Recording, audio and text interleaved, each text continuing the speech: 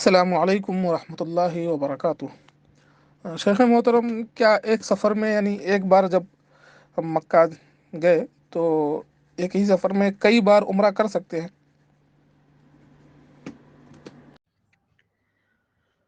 وعلیکم السلام ورحمۃ اللہ وبرکاتہ۔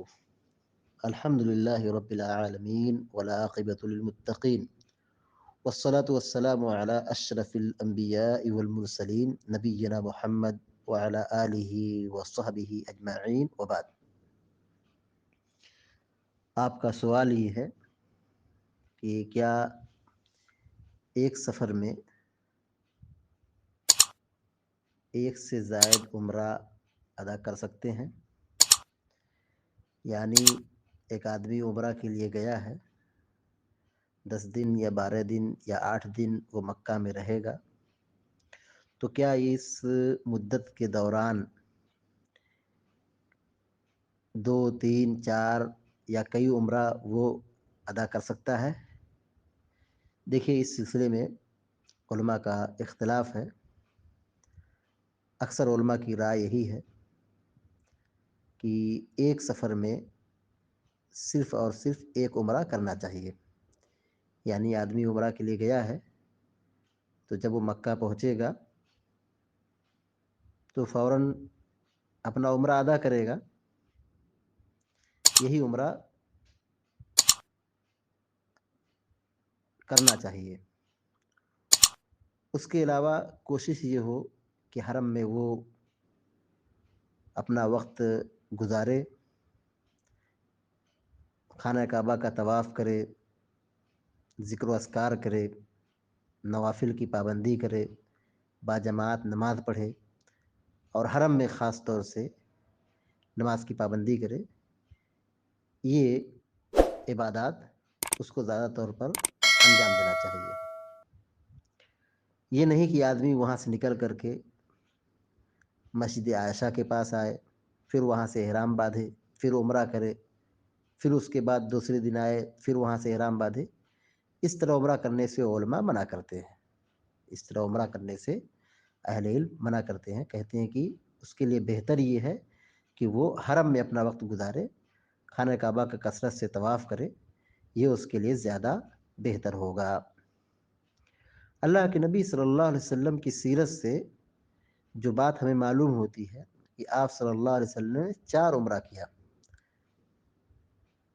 اور یہ چاروں عمرہ مستقل طور پر الگ الگ سفر تھے۔ اس کا پہلا عمرہ آپ نے سن 6 ہجری میں کیا، جس کو عمرہ حدیبیہ کہا جاتا ہے۔ دوسرا عمرہ آپ نے عمرۃ القضا کے نام سے کیا۔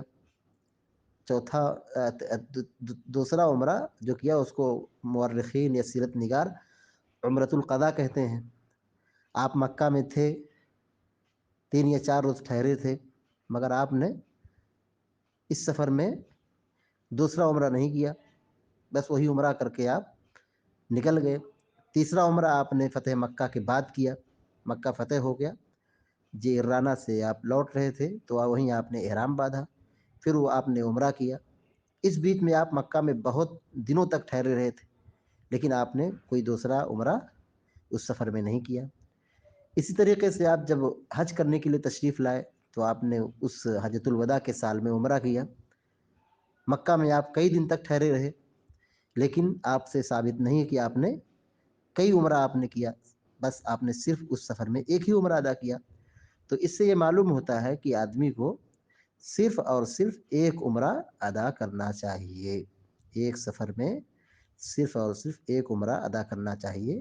یہی اللہ کے نبی صلی اللہ علیہ وسلم کا طریقہ ہے۔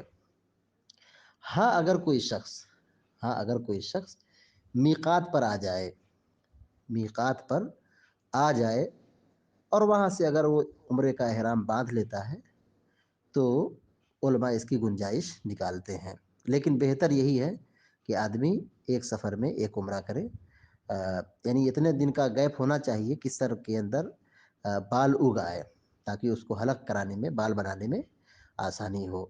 تو تکرار یہ اصل مقصد نہیں ہے، مقصد یہ ہے کہ آدمی اللہ کے گھر کے لیے بار بار قصد کرے، بار بار سفر کرے، یعنی ایک سفر میں ایک عمرہ کرے، پھر اس کے بعد جیسے اس کو فرصت ہو، وسعت ہو، طاقت ہو، آدمی اللہ کے گھر کے لیے اپنے گھر سے نکلے اور خانہ کعبہ کا طواف کرے، حج کرے یا عمرہ کرے۔